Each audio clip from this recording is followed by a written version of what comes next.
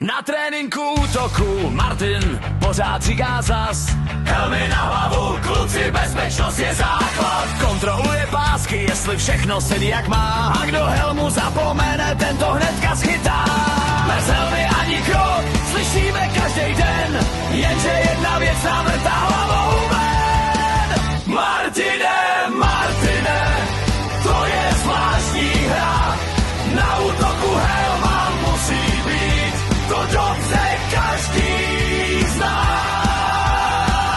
Ale když jedeš na kole kolem nás, nějak ta helma chybí a my se musíme smát.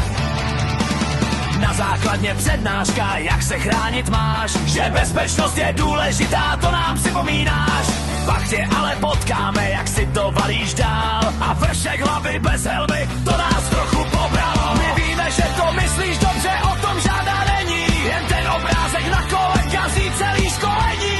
Jednou helmu na útok, po druhý na bicykl taky, ať jsou pravidla stejný pro trenéry i žáky.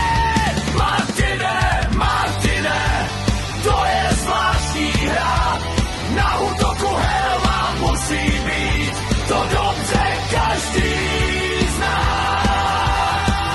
Ale když jedeš na kole kolem nás, nějak ta helma chybí a my se musíme smát. Helmy na hlavu zní po tréninku zas a celá parta